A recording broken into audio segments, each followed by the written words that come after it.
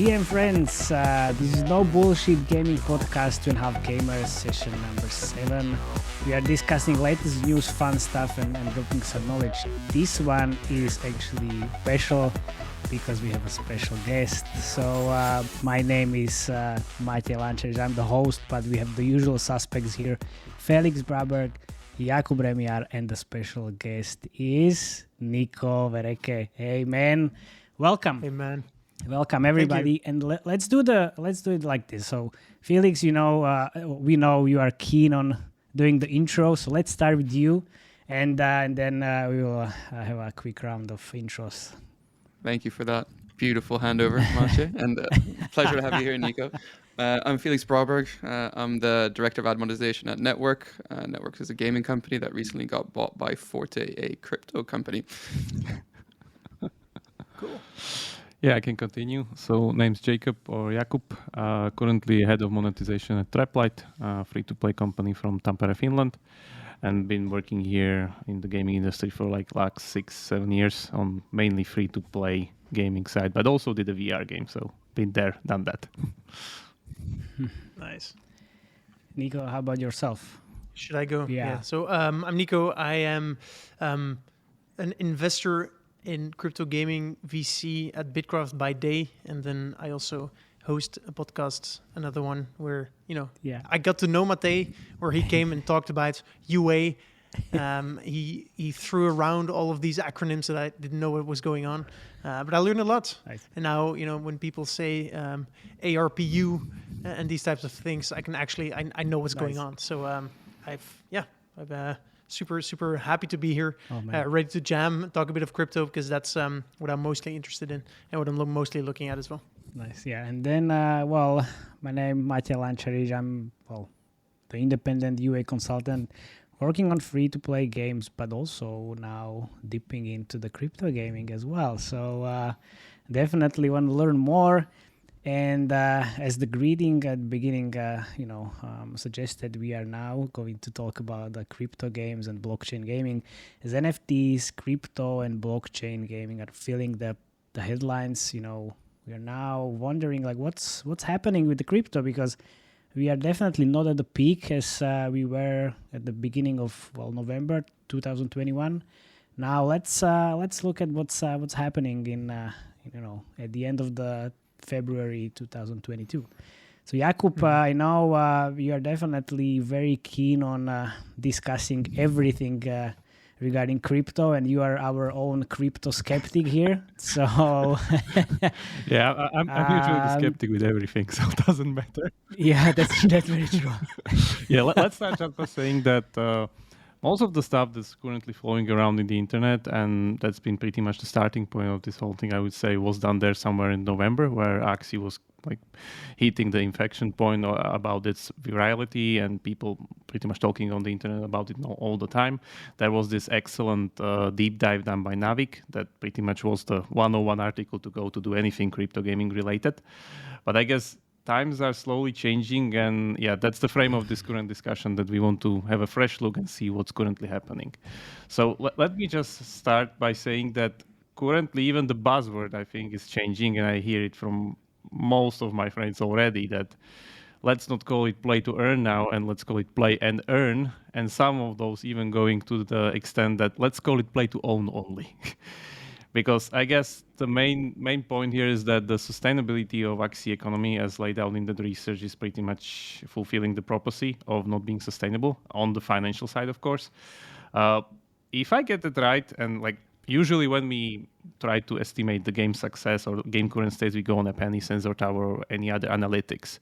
But that's not possible for crypto games. But what's possible, if I get it right, is to go on sites like DapeRider, decentralized applications. The question is, go ahead. Sorry, Jakub or JR, Mr. JR. Just a quick interruption. Is this side the DapeRider with the real data? Everything is can we compare that to Epany or Sensor Tower, or is it more accurate actually? I think from the blockchain side, it is more accurate. So it knows exactly everything that's happening on the blockchain side. Okay. That said, there are a lot of crypto games who are not fully on chain. Okay. which makes it hard to calculate, right? If you look at the numbers from Axie, I think in August or in September, they were saying they had 2.5 million daily active users or monthly active users, but the number of active wallets was lower. Okay. And so there's what's happening on the blockchain, and then there's what's happening within the game, and so DappRadar is theoretically 100% correct about everything that's happening on the blockchain, because that's a single But can source we of can we truth. go under the assumption that in order to play Axie Infinity, you need to own the cats, so you need to be a wallet? No, the Axies. Axies. Jakub calls them Yeah, yeah. cats. That's For simplification I'm sure there's purposes. a lot of people who are tilting right now. I think through the scholarship model, this actually changes. So would you say that in the So- graph that we are currently looking at the DappRadar, the whole scholarship of the player base, which is I guess the number was like around 70%, they are not counted in? I don't know. I don't know exactly. I don't know the exact details. What I assume is, and this could be wrong, that a lot of people who are scholars do have, because there's so you need a wallet to retrieve Winnings. your SLP, your winnings, right? And so, but I think you can play the game as a scholar without having connected your wallet where your SLP accumulates within the game. Okay, but how so- do you get the Axie then as a scholar? I mean, As a scholar, it's I know actually you someone rent else's it. Axie. right? Yeah. So it doesn't come Yeah. onto your own wallet. So you don't need a wallet, because otherwise it would be Okay, yours. Like, okay, whatever okay, is in yeah. your wallet is yours. Yeah, because on the assumption of looking at the charts, like there's pretty much a nosedive for last month on the graph based on the users and the transactions. Of course, the volume is also like hitting. I guess that's also thanks to the fact that I think it was already reported somewhere around November, where the like minimum Filipino wage pretty much was higher than the current Axie gain per hour.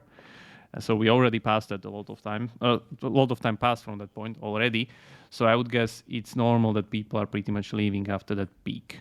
But yeah, the question is if it's actually like the graph is saying, because the graph is pretty much saying that the users halved in last month. Yeah. And honestly, like, it wouldn't surprise me if it actually happened. And as you rightly said in the beginning, I think the narrative is changing from play to earn to play and earn. And so, I mean, this is something I've been thinking about a lot, and maybe we can go deeper into that a little bit later into this episode. It is, can you have a game where a significant amount of your player base actually makes a living wage by playing your game? That's a question. And if so, what is that significant amount, right? Can you have 5%? Could it be 20%, 30%? I don't know. It will depend on the money going in, the value being created, etc. And so the way I look at it now is, I think the narrative that Axie itself is also pushing changes from come here and earn money and earn a living, and we are actually, helping people pay their rent. And I think the narrative has changed to come play a game. It's a fun game, and you can actually make a bit of money by playing it, and with an emphasis on a bit. Yeah, that's what the new hire already mentioned in the blog we post. get to the article, but the other example I wanted to point here is pretty much Tetan Arena, which was the other like game mentioned a lot of times. It has this kind of a different funnel where you can download the game normally on stores. You can play. It's free to play layer pretty much, where you don't earn anything. And somehow, if you go on their website, you can find about the crypto layer and buy the heroes there. But looking at the data, and this is the thing that I know from Epany, because I was looking their data. The revenue and the downloads both nosedives, and they are pretty much nowhere when they were before. And so from the Epany side of things, which I guess covers just the free-to-play economy, it seems the game's dying. But from the DappRadar data, it seems the game's already dead by January. For some time. Yeah. There's like 0 users, 0 volume, 0 transactions. People are already discussing on the Reddit that it's a rug pull or a fraud in crypto bro terms. So don't know what's happening there, but yeah, it's kind of different picture than the current like discourse that you can see on LinkedIn or wherever where people are talking about crypto. And I think it should be established here that like this has moved on forward. Because as we go like further in the notes, let's talk in detail about Philip's article. Philip Blood, a new hire from Niantic, of course, coming into Sky Maybe's Axie Infinity, where he pretty much said honestly in the article, I think it's a really good one because I don't think so there's some kind of PR spin of anything. He just states the facts, which is, I think, this pretty is brave not the to do. Supercell article. Where I quote, "We will not be optimizing our game or experiences to drive short-term returns as it's simply not sustainable," where he directly goes into example that we just cannot sustain a game where you go in $5 and out $6. It's not possible. And then we will focus on creating a balanced game economy with proper sources and sync, just like non-blockchain games have done for years. Which to me implies that the game is kind of leaning more into the free-to-play space now, or let's say at least the game design paradigm. But the biggest problem I still have with it is that it still had that funnel friction that those other games don't have. Like you still need to buy the Axies, you still need to go through the whole wallet process. Of course, we're not even talking about the whole scholarship program now, because like what scholarship program did in itself is it solved the problem of this initial friction with this kind of a temporary solution. But for me, this doesn't seem to be like a way forward, even because I remember like listening to some of the games like 4 or 3 months ago when they are pretty much building the scholarship programs into the game design of the game. But I don't think so like this will fly going forward. Why you don't think so? Because this assumes that they are the only ones that are able to kind of solve the constraint of this big friction, not the games themselves. But as I look throughout the market, more and more games are pretty much jumping on the thing that they don't have the crypto layer as the first thing that you interact with in the game. So if we take, let's say, some new games being announced by Come To Us or Netmarble, both of those already have their mobile clients on mobile stores with possibility of pre-registration. Even Axie saying that they will do their free-to-play game, which will have Axies that are not NFTs. So I guess long-term, this problem will be solved by the game themselves, not as something like a gaming guild or like a third-party solution. Like Yeah, look. It seems to me like the problem when we were struggling within the VR space, like because that was also some kind of a analog to this, where everybody was making VR controllers and everybody wanted to make it this way, that way, different, and so on. And then suddenly Oculus made their own VR controllers, and every other controller was just obsolete from that point on. Nico, do you mind me asking actually, because you have quite an interesting view on the kind of crypto space. Like right now, would you say you personally are more excited about play to earn, like play to own, or play and earn? Like, what's the most exciting things you're currently seeing? For me, honestly, like these are different names for the same thing in a way. I don't see a difference between those. It's just, people, it's like where the emphasis lies. In the end, I look at web3. So the innovation for me that web3 brings to gaming, as it does to, in general, the internet, is it adds a native economic value transfer layer on top of what we didn't have before, the internet, right? 10 years ago, if I sent you an email with something in it, you had it and I had it. There was no way to enforce scarcity. There was no way to transfer value through internet. And so there were a lot of solutions built for that, which rely on traditional financial infrastructure. And so that is changing thanks to blockchain. And so the way I see it when it comes to games, what I get excited about is that, when you play a game, you, by being in that game, when it's a multiplayer game, you add value to that game, right? If you grind a lot of material that are annoying and hard to grind, and you sell them to someone, you add value, right? That person did not have to grind for that material, and so that way you're adding value to that game. And so for me, what I get excited about is the fact that blockchain game adds this value layer, which, makes players able to capture the value that they bring inside a game. And I think this paradigm will make it so that, a lot of new games will get developed, new types of games. So I think that a lot of the, hate for blockchain games from traditional gaming people comes from they're looking at the games right now and they're like, yeah, but what would blockchain add to these games? And of course, you're trying to slap a new technology on an existing, thing that already works, right? So there's going to be new types of games that are designed for this technology, with this technology natively integrated, where players will be able to capture the value that they bring. And yeah, that's what gets me excited. And I love my job because I get to talk to the people who are, attempting to do this, and then hopefully support the ones who are actually going to be doing it. I think Also, whoa, Mr. JR. I mean, I know, breathe. We also want to discuss some things.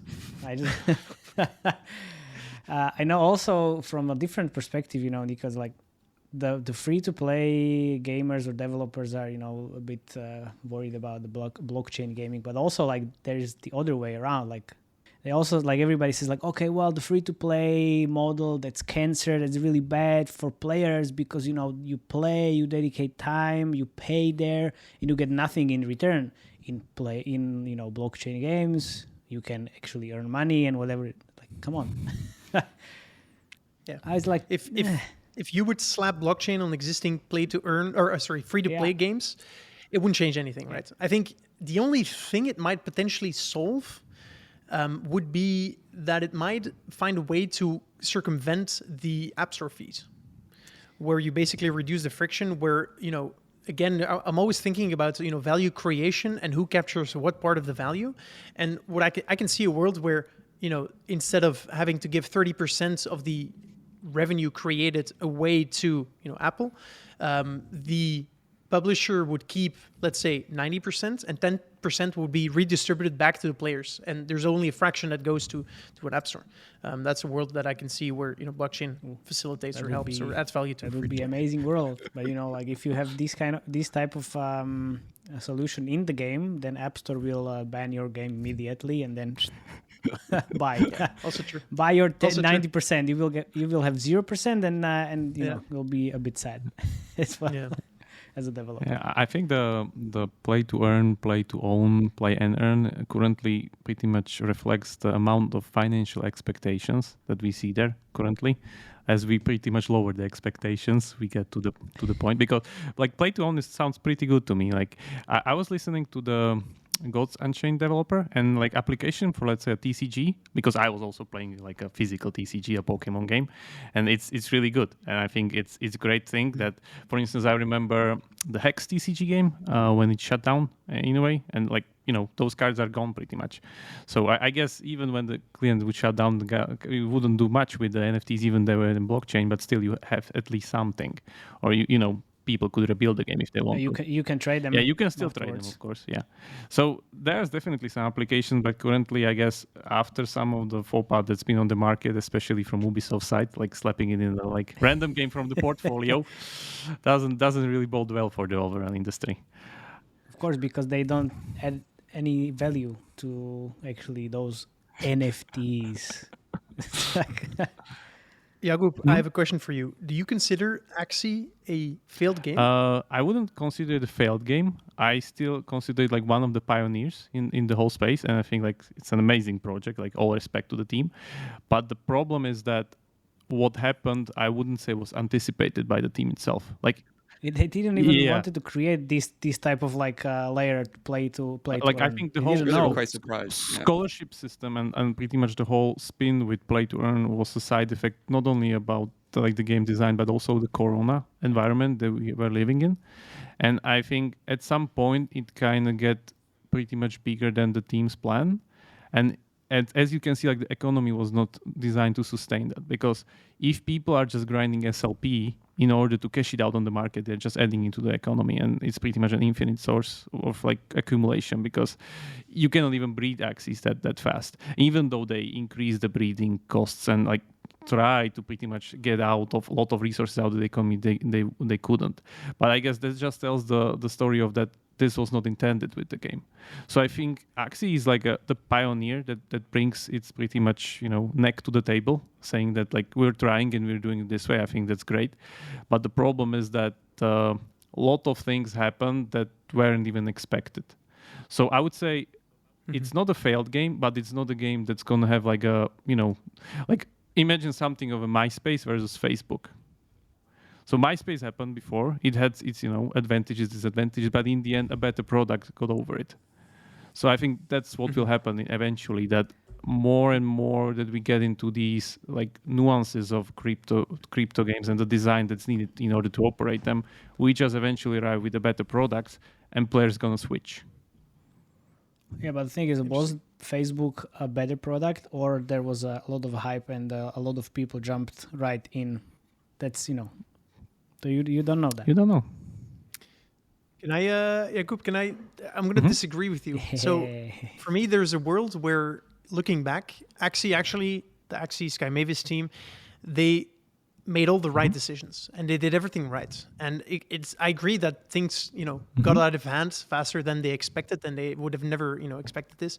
But if you hear them speak about the game, they see the current game as like an alpha or maybe a beta version, where it's still in development, right? They're still figuring things out. And I think, looking back, there is a world where they say, look, we build up with the hype, we got to an insane peak, and then we crashed, like the economy crashed, and a lot of people got, I want to say hurt, right? Because you invest in Axies and then the value goes down because the earning power in SLP goes down. But like the number, like the hundreds of thousands of players, they managed to onboard onto one like blockchain in general, right? That set up a wallet, that learn how to like buy Ether from an exchange and purchase something on chain and accept transactions, that stuff, and then also onto their own ecosystem sidechain, right? So they now have millions. I don't know, billions might be an exaggeration, but a lot of wallets on their own chain. And so for me, there's a world where in retrospect, Axie was like, okay, look, we didn't expect that to happen. But in the end, like if we would do it again, we would do everything the exact same way, because in the end, like they have a huge number of players that have wallets, that own Axies, that know how things work. And, if you look at what they're building now and their ambitions, at least, and I'm not saying they're going to be able to successfully execute on all of their ambitions. I mean, they already have the player base and the community, and so I made a bold prediction about this. For me, at the end of this year, I expect Sky Mavis or Axie Infinity still to be the most successful crypto game out there, because they already have the whole community, a lot of players who are willing to who have the assets and who just want to play. Are you able to comment on any of those ambitions? That's Sky Mavis. I think they've been public about that, right? I think the way I look at it, and this is me, I used to be a huge fan of Warcraft 3, and they had like custom maps where you could do like tower defenses and all that kind of fun stuff. That was amazing. Yeah, those were the days. I mean, those were the days. That and RuneScape, man. It's fun memories. Anyway, apparently I recently listened to Alexander, who is their COO. He was on the the best podcast, and he was talking about their Axie land gameplay, and they want to make you own a piece of land and then you can deploy a mini game sort of thing on top of that, and so again, huge ambitions, a lot to execute on. Not sure if that's going to be successful, but I mean, so I'm saying I don't think there's a more than 50% chance that Axie is going to be the most successful game out there. I think that if I had to pick one game or team, I'd pick them. That's basically my argument. I know that their CEO was on the Constructor of Fun, and I think Mishka was interviewing him, and he said 6 months ago, look, the game is far from being finished, so we are not even in the middle of the development, and now we have plenty of players, hype, everything, so there's a lot of things that are going to happen in the game. So yeah, let's see. Yeah, like one thing I could add here is that basically by successful, I would define it as usual as we do here in like the free-to-play space, let's say, which is making revenue. We do here in free-to-play space. Making revenue pretty much, because I still think there's going to be a game which will be the better product that will just make much more revenue, which I guess will be a free-to-play game with the proper crypto layer on top of it. That will just be combined free-to-play and crypto revenue bigger. But they are making revenues. They're making 4.2% out of every I'm not saying they are not making revenues. Of course, they're making shitload of revenue. What I'm saying is that there will be probably a better product in the market, because gaming market moves so fast. And like just an example, remember where there was PUBG and all the rave was about PUBG? Then comes Epic with their game that they released after 5 years. They couldn't make anything out of it, and 2 months they converted it into Fortnite, and Fortnite is now what it is. So that's usually how gaming industry operates. Yeah, but let's get back to the blockchain actually, and like how does the friction look like? Because for me, I'm having a very big problems even connecting a wallet and buying an Axie. So I'm always looking for some other games that are actually making this friction definitely lower than what's in Axie. So. Is there any good example that is out there already? Maybe let's go through like the possibilities that are currently on the market. So let's say the first one is the one that I would say would be represented by Axie, meaning that you first need to connect the wallet, you need to transfer currency into Ethereum or Ronin or whatever, something there in order to buy the game crypto assets, and then you can start to play the game, which is pretty much the biggest funnel. Currently, it's only browser or PC only. Then, if we move a little bit forward, there's the games that are having their mobile client on the stores that is kind of hidden with the crypto layer. And then, if you are able to somehow get the notion that they are also crypto-based game, or it's implied in the game itself, you go on their website, and then there you connect the wallet and get the assets, and then they connect it to your game client. I've seen this other game called Skyweaver from Horizon Blockchain Games, where they literally have just a 2-click connection or creation of your wallet with your Gmail account on the store itself, which I still don't know why it's even there if the store says that like against blockchain functionality, but it's in early access and it's there. It's a TCG game. And as I said, like this is the smoothest one I got ever. And I was able to do it. They are running on Polygon, of course. And then the last one is the one where I think we're heading for, where there's a combined free-to-play internal in-game economy combined with a free like crypto layer on top of it, which I guess means that you download the game normally, you even play it without knowing about any crypto, and at some point you get into action or interaction with crypto layer of the economy, which probably even shouldn't be optional, because if it really needs to make an impact and be valuable, it needs to, be a part of the core game loop. And then, we're going into pretty much uncharted territory here, because question is how stores will then allow it, if you are even able to maintain your mobile game client on the stores. How's the revenue counted? How's the whole model pretty much will work. Currently, I guess the games that are representing this category are Chromatic Souls AFK Raid from Come to Us. They announced already that they're going to make their NFT drop next month in March. And then there's the Golden Boys game from Netmarble, pretty much same category. And of course, Axie Origin, the free-to-play game that Axie Sky Mavis is doing, where they said that first round of Axies will be no NFT, and then you slowly get into the crypto layer of the game. Mm-hmm. Yeah, okay. Yeah, the one extra bonus category that's I would say is represented by Animoca is the Crazy Defense Heroes, which actually is getting like a really big sprout of numbers there with the users and their transactions, where they pretty much took an old game from their portfolio and added crypto functionality into it. And currently, as I see the numbers of their Dep Raider, it's going up, both on a penny, both on Dep Raider. So there's also this possibility, but I don't see this that much yet in the market. 3, 2, 1, Apple is going to ban it immediately. There you go. There you have the crazy question times. Yeah, because I still don't know, like, what's even allowed then? Like, can you do these things? Is it, exactly. Is it a matter of it's too big and then we ban it? Like, I think important to address, I think when we're discussing these types of things, is different levels of crypto inside a game. Because things can go from the latest games that you said, where you don't need a wallet, or at least you don't think you need a wallet, and it could be that at that point, like a game, everything happens on the servers of the game itself, and then you have the possibility, if you want, to take your assets that you have and export them to a wallet that you then own, and so that a game could call itself a crypto game. But it can be super user friendly, because there's nothing happening on the blockchain until up to the point where the player actually chooses to export their assets, their NFTs or their tokens, onto the blockchain. And that's like one end of the spectrum. And then the whole opposite end of the spectrum is blockchain or on-chain games, where literally every move, so basically the back end of the game happens on the blockchain. And what the game studio, so the game studio actually does two things. So one, they design smart contracts that represent the back end of the game.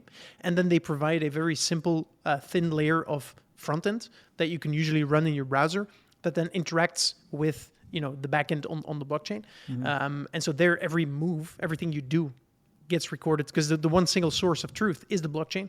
And so that is then a super deep integration. And so for me, calling both crypto games, we need more nuance because otherwise it's an unfair comparison, right?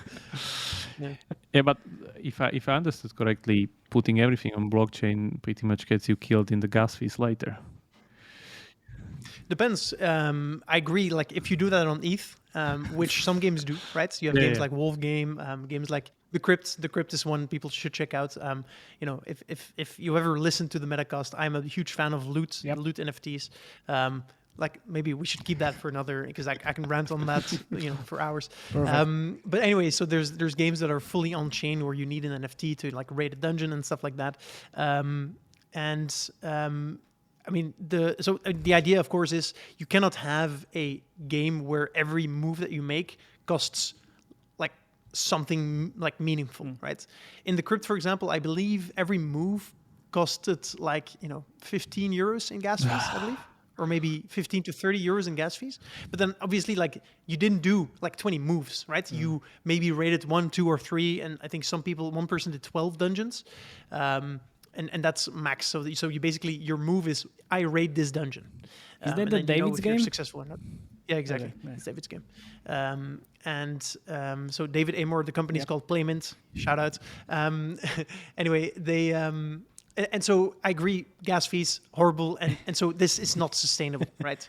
The only people doing this are actually people for who the 15 euros worth of gas fees, the ETH that they bought initially, that was cents, right? They're the ones who invested early and so anyway. But I live, or at least the way I look at this is, I think in 5 or maybe even less, maybe in 1.5, 2 years, gas fees will be fractions of cents. That's what I believe. I'm completely and under we this already see assumption, that. otherwise Right? we won't move anywhere. Yeah. Yes, It we needs to happen. have to. Oh, yes, we have to. And I agree. And I think technically it's possible, right? It's just there's these levers of, the less decentralized your chain is, the more the transaction processing power it can have. And so, we will have, certain chains that are more decentralized with higher transaction fees, less decentralized, lower transaction fees, different technologies for different use cases. Some of them might have, high small actions per minute, as in, you don't need to write long things into the blockchain, but you do a lot of movements or a lot of transactions. And then others will be specifically designed for a lower number of transactions per second or per minute, whatever, but with more changes where, I don't know what happened. You submit, let's say a new, it might be a city management games where you list all of the things you want to do. You want to, have villagers do that and whatever. And you just submit it all at once, stuff like that. Okay. Oof. Exciting future. I love Was it. that too deep? I'm sorry. No, this is amazing. No. Exactly the thing we want to talk about. Yeah, because I do like all this topic.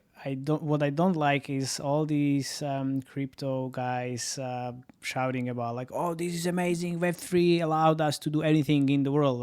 This didn't exist in Web2. Seriously? How is that even possible? There was one guy who hired a community manager on Discord from their community, and he said okay, I was able to do it in 1 day. This is Web3. It couldn't be possible in Web2. Hey guy, come on. Did you ever hear about the freelancers and other types of jobs? Come on. This is the only thing I'm a bit agitated about. Okay, let's move on, I guess. Let's talk about more of these challenges. So UA. Yay! Love it. That's my. Go ahead, Matej. That's my. Nice segue for That's you, my Matej. job. You can start rant. There is actually no rant. As I said, on the Metacast, I still believe there's just very similar actions that we can do. It's just with different names and phrases. So basically, in free to play, there's the influencer marketing, and in the blockchain, what I recently found out, there's the KOL in marketing, which is key opinion leaders. Mark is like, it's the same thing. Come on, Yeah. it's the same thing. So I still believe the UA. We need to be careful about how we measure stuff, and basically there are different avenues how to direct users into the game. So browser, of course, but then if you have the mobile client, that's super easy. We're already doing that with normal UA on Facebook, Google, or wherever else. The Discord and growing the community, that's slightly different, but as we discussed, it's like not the UA per se, but it's a growth or marketing managers.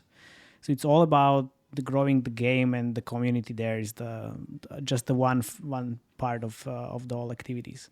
So I think there are different stages here with the blockchain games. So basically, before the game is even launched, like you still need to build the community, which reminds me more like a AAA game where you just build the community, share the development notes here and there, showing up the all the assets beforehand, and every time there is something new created, which is very similar to what we are looking at with blockchain games. And as soon as there is some kind of like prototype or anything that's playable, then you just promote someone from the community, send them to to test the playable build, which is also called the soft launch in the free-to-play space. So there are very, very big similarities between each other, just slightly different. How do you see the attribution going here? Yeah, the thing is, this is something that we already tried to figure out when we were sending players at Pixel Federation to our web portal, because we had like multiple domains there, subdomains and everything, and there was always a big problem between the cross-domain attribution and cross-platform even attribution. So there are some like Google Analytics and other analytics solutions that can help you with that.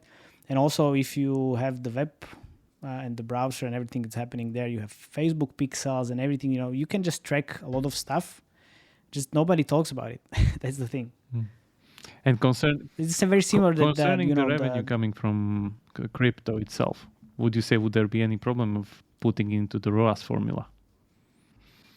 Yeah, well, no idea honestly, but from where the revenue is coming from, right? So you can pair it. You have the wallets and the IDs. So if the transaction is happening, then you can definitely do that. I'm not saying it's going to be easy, or if it's easy, but still yeah, of doable. course. Like I'm not trying to attribute the marketplace revenue. I'm trying to attribute players that go on your website and buy your NFTs from there, pretty much, and together with their in-game client. But like, mark my words. Can I add? Of course. Sorry. Go ahead, man. No, I was going to say, like, I wanted to suggest another, and Jacob will like this, suggest another way in which blockchain gaming will make things just more complex than they might maybe need to be. So, you just talked about revenue attribution.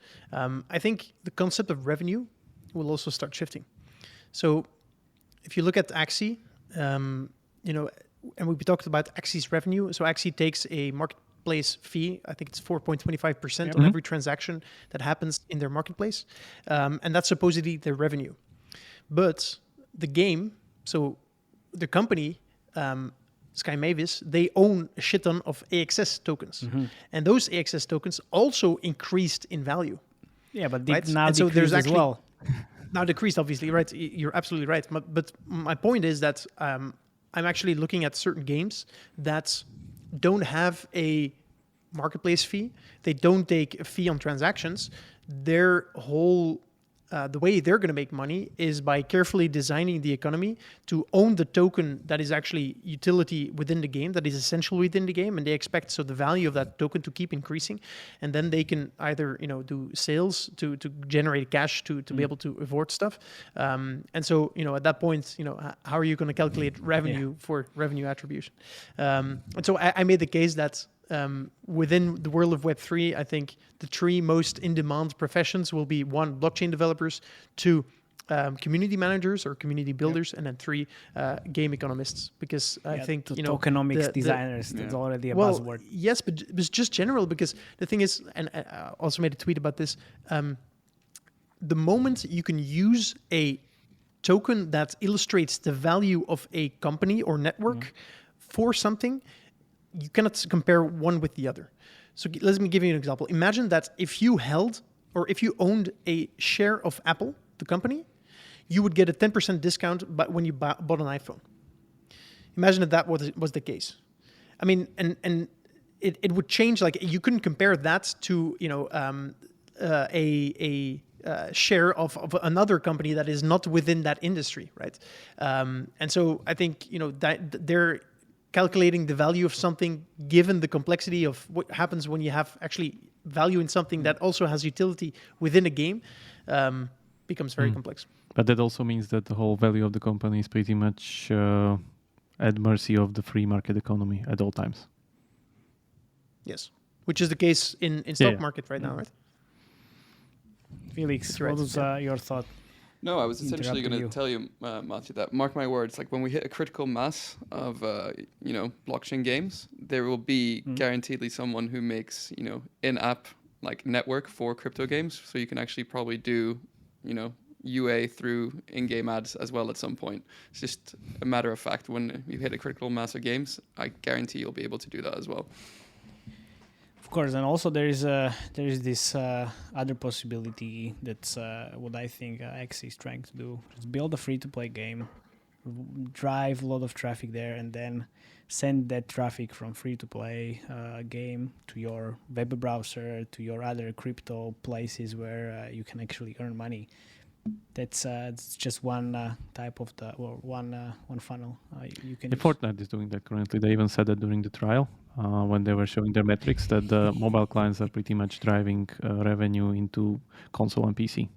So people who play mobile have like higher chance of buying something on PC and console. There you go. Makes sense. Yeah. So UA, blockchain, amazing. Yeah. Maybe let's skip this into the actual thing we were talking, which is the whole business model of like a actual thing. Do you mean like UA is not an actual thing? Come on. No. Feel free to continue UA. Let's go. This is the I would say for me the biggest question of them all, because usually when I'm designing anything in the game, currently in free-to-play, monetization equals game design for me. And even the terms that I keep hearing around the industry, that game economies and tokenomics, for me it seems like we're just piling more stuff and more expertise on the game designers or product people. For me, it's the same person anyway. That you just need to pretty much take this into account when you're designing these, otherwise it won't work. Same as monetization in free-to-play game won't work if you don't design it from the startup and you just duct tape it on top of it. Same with ad spot in IPs. So what would you think currently would be the at least some kind of estimate that the current, let's say, new generation crypto free-to-play, whatever we call it, hybrid game, would make based on the revenue? We talk about that, of course, there's the possibility, like you said, Nico, that the team can just live on the, I guess it's a matter of having value in the treasury that appreciates and goes up, and pretty much team lives on top of that. Or if there's a possibility to do some kind of more stable kind of revenue, or even subscription wise or something in that matter, because how I see it currently, so there's the possibility to get IAP and ad revenue from the free-to-play economy, let's say, or the base layer. And then we have the marketplace fees or the direct sales of the NFTs or cryptocurrency, if we control that. So there's 4 sources that I see currently being the whole thing. Do we see anything else in the pie? Or how do you think the whole pie will then looks like? It's a hard question. Because I don't know if how I currently see it, I don't think so. Living just on the marketplace fees is sustainable. That's too small of an amount to live through. If we want to live in the same assumption that most of the budget of the expenses of a game company goes to marketing, because then the UA basically. Yeah. Because then we are under assumption that the organic growth is the one that's driving the company with only Please stop the organic growth. These two words next to each other. This organic growth doesn't Yeah, exist. let's trigger Matthew even more. This doesn't exist. Come on, stop Are we it. seeing red now? Oh, still, no. like if you have a random top 50 free-to-play game, 80% of the budget or 90% of the budget of the whole team is driving towards UA or marketing. Yeah. So how a crypto business model would pretty much deal with this notion? Because currently I see like this is the problem I see with scaling the whole model currently, because it's okay to scale it in the current environment, of course, and that's okay. But the question is if you want to scale it to the degree and even like continuously scale it, because a lot of games don't have a problem to have this kind of a global launch hype period that they live for like half a year or pretty much they even live forever. It's not a problem. But the question is that they're not growing continuously, because if we take, let's say, something like, I don't know, Empires and Puzzles, AFK Arena, or some of the big games in the top 30, top 50, they'll scale to some, let's say, critical mass when they hit the ceiling on UA and on the CPI LTV formula, being, I don't know, 20 million, 30 million a month or something like that when they hit their margin. And then they remain there for some time, and then they downscale because the game is usually sunsetted and company moves to another game.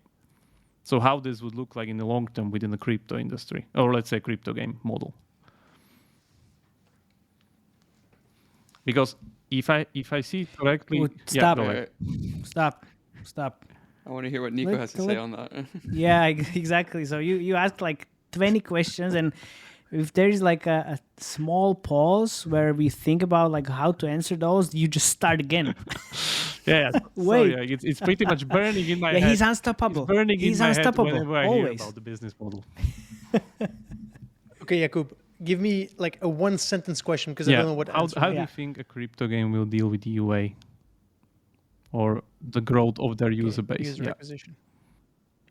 I recently read a interesting article, Matej, I think I sent it to you, by Eric Sufert, about where he says that in the end, all companies go towards, all types of games converge towards the UA that we currently see in free-to-play.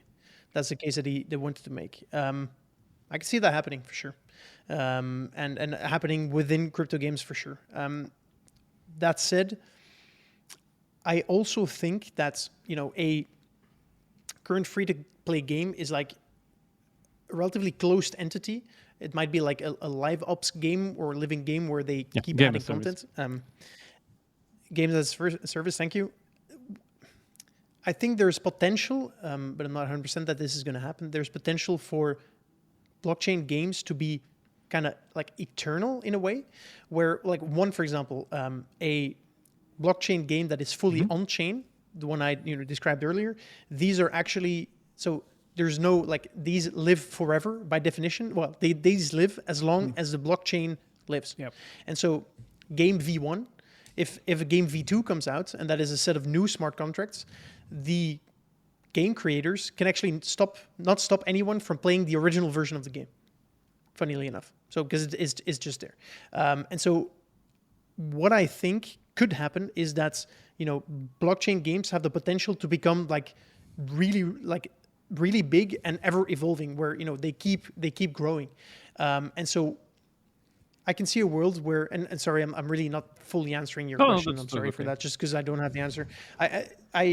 I see a world where you have ecosystems like, for example, Axie, that just are almost like eternal in a way, where you have the Axie Infinity current game, right? But then you would have new games added on top of that, and then people would stop playing the initial game. But there's, because of the community and how they're involved and invested in the game, because they own the tokens and the Axies and the assets, they want to find a way to make this work and to find new games within that ecosystem. And so you could see Axie almost as Marvel, where Marvel doesn't sunset, if that makes sense, right? There's always new content created. It's like it's a world, and there's more stuff happening within that world. And if you're within that world, you just stay within that world. And I don't know, I think it's going to bring forth like a paradigm shift, and that will, I don't know how that would answer your question, but that's how I see it. I see this as you're saying, like as an example with Skyrim, where you have like a 10-year-old game that's being propped up by the modding community and still feels fresh. Something like that. Yeah, go ahead, Felix. Yes. Sorry.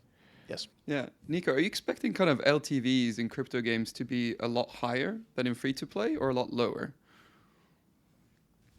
I think a lot higher, for sure. Yeah. I think because games until now were by definition a hobby because there wasn't really money involved and also not a way to start earning money, or at least not legally or officially through the game. And I expect that paradigm to shift moving forward, where, instead of seeing it as an expense, spending money in a game could be seen as an investment. And I mean, I see this happening with me, right? Like I'll go to the shop and like look for the cheapest food, but spend $1,000 on a freaking photo on the internet, right? Yeah, and your NFT gallery is just full of everything, basically. Full of terrible stuff and rug pulls. I know. Thanks, man. No, but I mean, it's because you really own the thing. I think things that the mindset of players will shift, and the fact that it's not an expense but something you could potentially sell either for the same amount, maybe for more, and in worst case for less. And I think that will increase the willingness to pay of people. Yeah, and this like investing money into the games is actually a very good retention mechanic because obviously also, now if like you said during one metacast, like what you asked me about the day 90 retention of Axie Infinity, and then we found out like it's like a work retention because they just going to work every day. yeah. Oh, that's nice. That's true. Yeah. All right, Mr. Jakub, anything else? Because you're unstoppable. No, I can continue if we can keep up. Oh God, because I can return. Yeah, let's talk about that last comment that Matti said, like when you invest into the game, because that's also one of the other burning questions in my head, where the NFT design itself, or let's say the crypto layer design, usually in the free-to-play model, it works like that you pretty much defend your market share with the investment that players already sunk into your game, because let's say people play a lot of match 3 games because it's normally by the design of their games that if you run out of lives on one game, you switch to the other game, and it's completely possible that you spend in all of those. But if we take some mid-core RPG games or other games that are pretty much more demanding on your time and also wallet, you don't have time to interact with multiple of those. So if a new game comes on the block, you really need to justify the switch, because you lose all that value, all that progress, and the game needs to really kick it to be better. So if I understand correctly, or let's say in the current space as I see it, what would be pretty much holding the players in their current game, if, as you said, like if they can pretty much sell the value that they added to their progression and pretty much all their progress that they did in the game immediately, and transfer that progress into the head start in the new game. Because that's in the end is the interoperability that I see being possible. But in the end, this would crash or tank the previous game's economy. I think fundamentally within Web3, as in other games, the most fun games will always do best. And now with this, I'd like to introduce a new concept, which was coined by Packy McCormick, and he called it the fun tier. And it is taking together fun and frontier. And so what I think will play out is you'll have two axes. You have a graph with 2 axes, and there's going to be fun on one axis and earning potential on the other axis. And there's going to be a frontier like this, where the more fun a game is, the less earning potential it will have. And when I say a game, I actually mean it could be a game, but it could also be a part of a game, a sub-part of a game. Because actually the way I see a lot of sustainable games evolve is in asymmetric gameplay, where there's a bunch of responsibilities within the game. Some people are mining ore, some people are enchanting, and then other people are actually, battling and fighting shit. And so the least fun activities will have higher earning potential because less people will want to do that. And if it's carefully balanced, I think, those will have a higher earning potential. And then other game or other parts of the game that have, that are more fun will have less earning potential because more people are wanting to do that. And so to answer your question, I think that's there's going to be a bunch of games, and part of the game on that fun tier.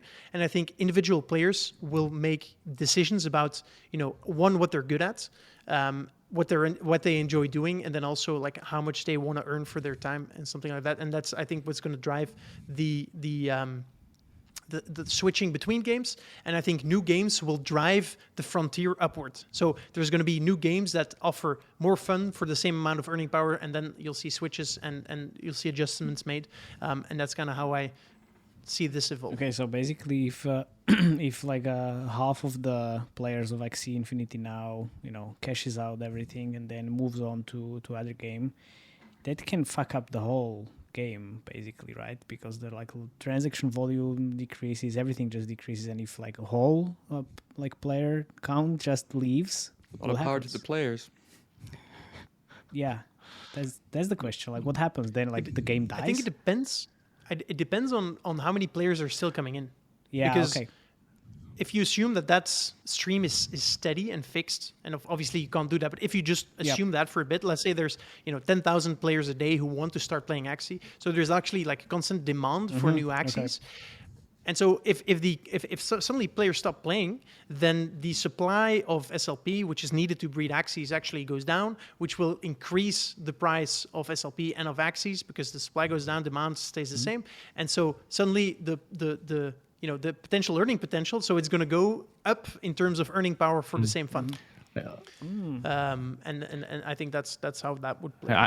I think it's gonna, it's not gonna be not fun anymore. It's still gonna be fun if it's a good game, even though people will leave or the economy will crash. So what's pretty much Nico said there, that like if the fun part never dies, like if you want to play the game and relax, like the economy won't, I guess it won't, if it's designed in a way that it won't crash itself, because sometimes crashing the economy can also crash the fun part.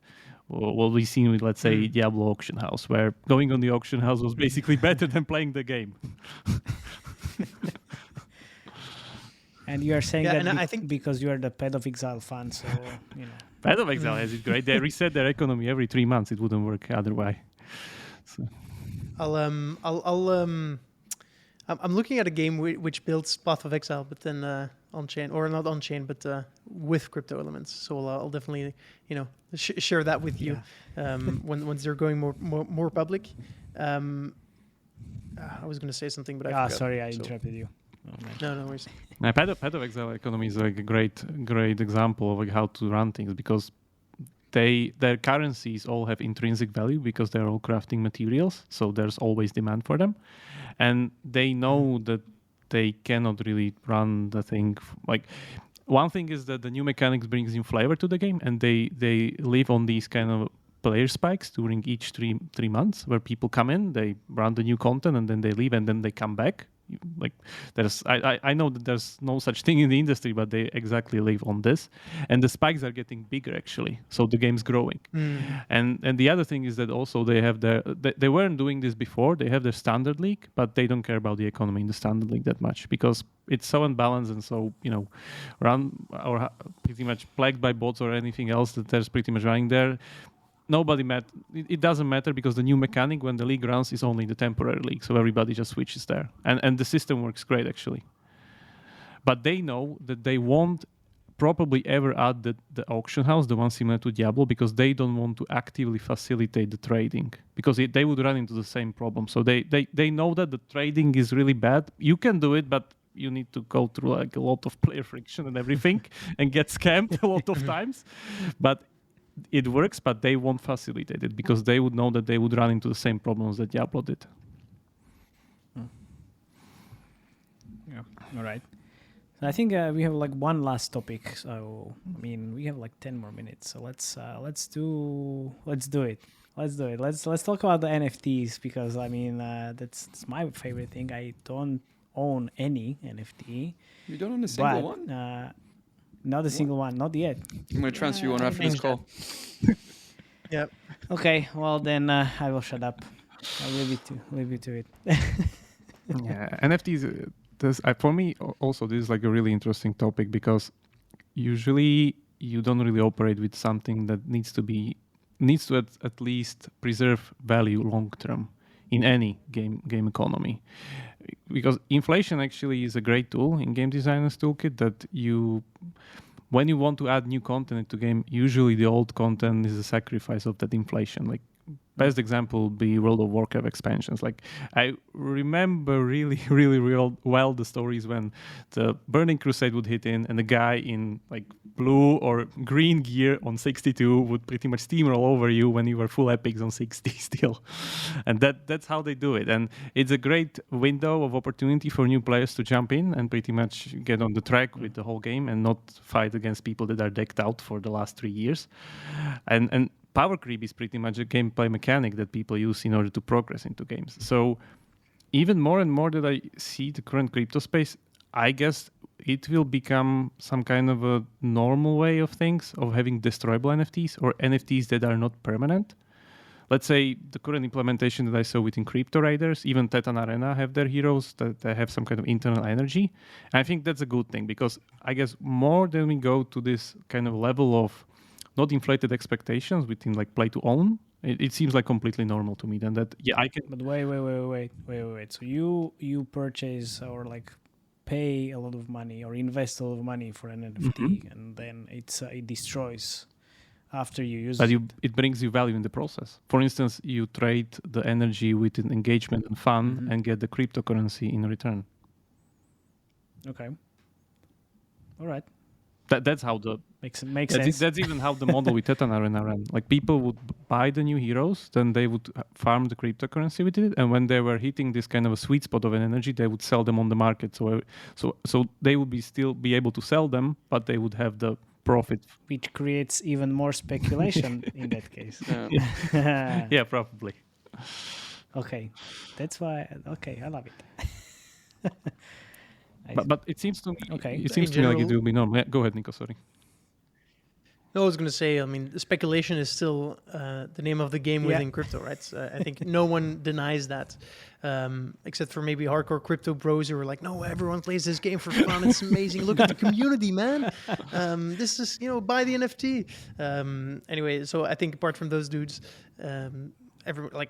people realize that why we're seeing such insane prices is pure speculative, and it's not sustainable. Would you say the speculation part of crypto games right now is his biggest threat currently? The biggest fun. Biggest threat, yeah. Biggest threat to like wide-scale adoption, yeah. I think it's definitely not good, right? The fact that the industry is seen. I think a lot of hate from traditional gamers and maybe also game developers comes from the fact that there's so much speculation and there's so many, crypto bros who are shilling their bags and so many rug pulls, so many scams. And the problem is that these things are to be expected, right? In the beginning, I said, blockchain is adding a value layer on top of the internet, and the internet was already the Wild West, and now you give people the tools to freaking, transport value over that thing. So you can be sure that there's like a large set, especially within the NFT, not necessarily gaming world, but also in the gaming world, there's a lot of scams, and there's going to be a lot of scams, and there's a lot of speculation. And, my expectation is that more than 99% of current NFTs will be worth less in the long run. That's my expectation. Same with games in general. But I think, that doesn't, and so that's why I think it's a bad thing for adoption, because it gives a negative perception. But honestly, like I'm not bothered by it, because I think it's inevitable, right? As we said, there's bad actors out there. There's people who just want to make a quick buck, and they're gonna find the tools and use that. And so I think it's negative. It's not helping. But I don't consider it the biggest threat. I think bigger threats. I personally believe that massive crypto adoption is inevitable.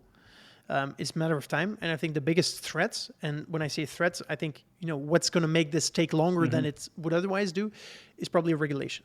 And I don't think, speculation is necessarily bad. I mean, look at Axie, right? Axie, I think a lot of people got into Axie kind of out of speculation. And it actually made the adoption faster, ironically. True. Very true. Oh, man.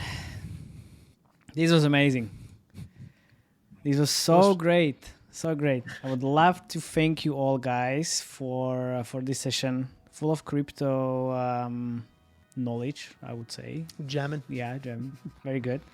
So yeah, thank you very much, guys, and thank you very much to our listeners as well. Don't forget to subscribe on our YouTube channels. All these 4 beautiful faces are going to be there in a very short amount of time. And then yeah, talk to you next week. Thank you very much, guys. Bye bye. Hi, everyone. Thanks. Cheers. Play to earn, play to or whatever.